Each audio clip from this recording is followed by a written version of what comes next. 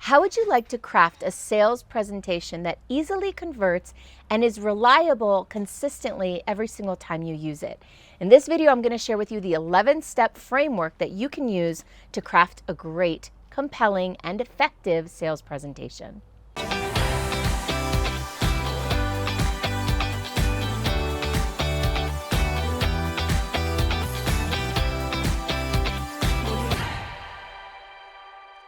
A great sales presentation can make your life so much easier. It can help you get more consistent results and get the right clients into your programs and products and services. A great sales presentation feels good to you while you're delivering it and feels good to the prospects who are receiving it. And it also weeds out the people who are not a fit, who you really don't want to be working with.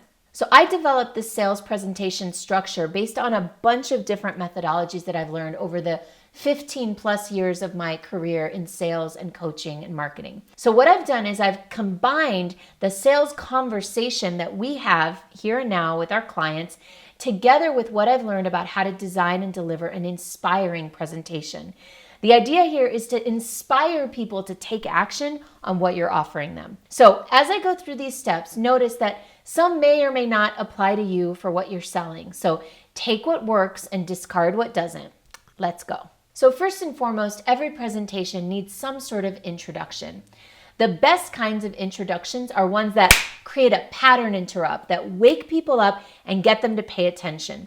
One of my favorite ways to do that is with a question. My favorite way to open up and introduce a new sales presentation is with a simple question that gets people thinking in their imagination. So for example, when I open my sales presentations, I start with, what if work felt like play every single day? And I'll have a picture in the sales presentation of kids jumping off of a pier into the river, super excited. Why? Because that creates emotion. The best sales presentations are the ones that go beyond facts and figures and benefits and features and focus on eliciting emotion in the viewer. So when you ask a question like, what if work felt like play every single day? What you're doing is activating people's imagination and their emotional centers so that they're leaning forward just a little bit more in their chair to hear what you have to say. So the second thing you do after the intro is to do the pre-frame. The pre-frame is where you further get them excited, where you share with them what they're going to get out of this presentation. Now, I know it's a sales presentation and your goal is probably to sell them something, but in order to keep them engaged and interested all the way through, you're going to want to make a promise of something that you will deliver in the sales presentation itself.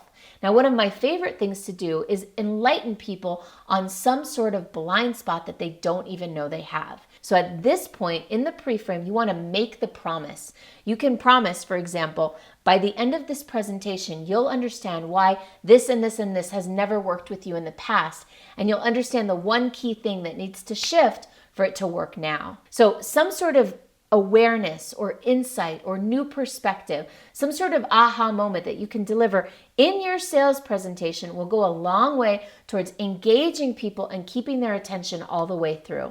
Another thing you want to do during the pre-frame is use a lot of positive language.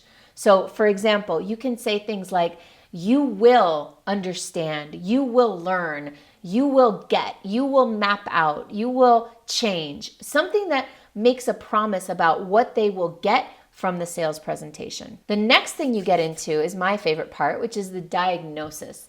The diagnosis is where you lay out the problem and the solution. In other words, the pain point that they're dealing with and the vision of what they want. So essentially what you're doing in the diagnosis is laying out the gap between where they are and where they want to be.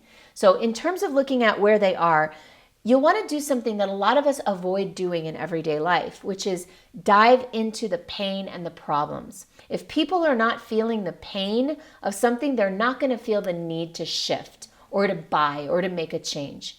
The second thing you want to do is really lay out what's the vision, what's the dream, what's the possibility, what's available to them on the other side of bridging this gap. So that's the diagnosis phase where you move into problem and solution. The next phase is the prognosis phase. Now you'll notice I'm using a lot of words as if I were a doctor, and that's because this models how a doctor diagnoses an illness, creates a prognosis, and applies and gives a prescription. So the prognosis is where you go into what's this costing you to not solve? What's the cost of letting this problem keep going on and on and on? What are you missing out on by not having the vision and the dream of what you want? So this is what you want to lay out in the prognosis, right? You've identified in the diagnosis what the gap is. In the prognosis, you want to dive into what's this gap costing this person. The next step is to share the solution, to let them know that there is a solution, you have it, and they can get it. So laying out the solution and also providing social proof of how the solution has worked with other people. Now notice, you're not selling anything yet. That comes later.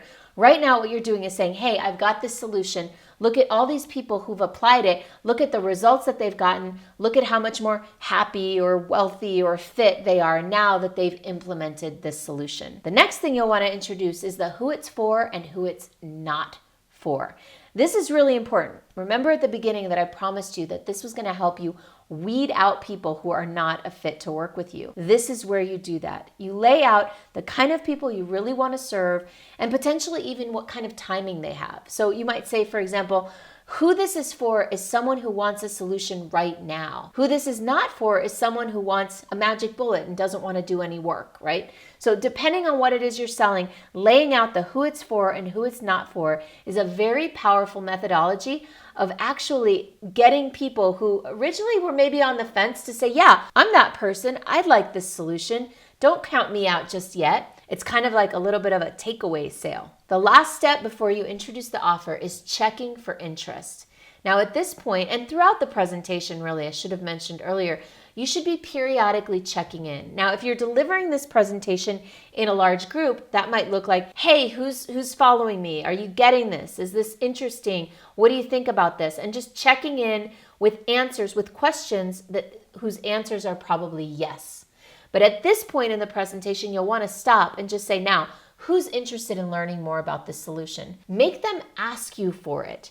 Rather than introducing it without their permission or desire, go ahead and hold back a little bit. You've just shared all this information. You've just shared how this solution can change their lives. There are going to be people in the room who are interested. So go ahead and take the risk and say, who's interested? Who's interested in learning more about how you can get this? Once people have said, yes, I'm interested, that's when you can introduce the offer. So when you introduce the offer, one of the techniques that a lot of people use and that I really appreciate is the offer stack. With the offer stack, now that you've already laid out what the outcome is, the offer stack is where you lay out what's in the package, what's in the program, what's in the offer. Number 1, number 2, number 3. And for each item, laying out what's the value of that item.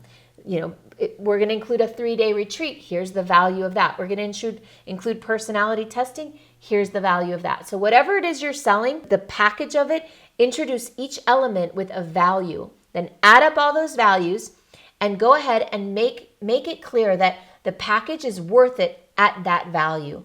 Then, of course, you introduce the real price of the product, right? So whatever the true price is, that's when you introduce it and you go ahead and make the offer and then give people the instructions for what they need to do to sign up. Now, if you're doing this on a one-on-one basis, you do basically the same thing. With the one person you're talking to, when you get to the part about making the offer, you'd ask, is this something that you want to learn more about? Are you interested in learning about how you can get this? Now, if somebody's not interested at that phase, I wouldn't make them an offer. We don't need to be put out an offer and get it rejected. If someone's not interested after you taking them through all of that, what's the point of giving them the prices and giving them the actual offer for whatever it is you're selling? So at this point, once you've introduced the offer, a good idea to do would be also to handle objections. And if you're approaching this, if you're doing this in a group format, then you would say, here's some objections you might be dealing with right now. I know that sounds kind of counterintuitive, but it's the elephant in the room. Go ahead and address it. Tell people what normal objections are and then handle each one at a time.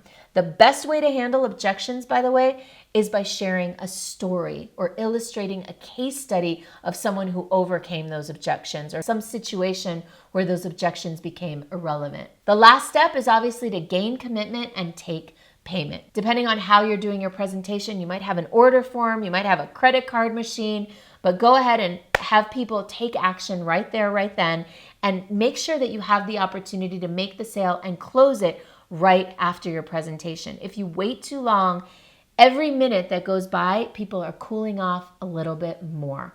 So take advantage of the striking while the iron's hot and closing those deals while people are really interested.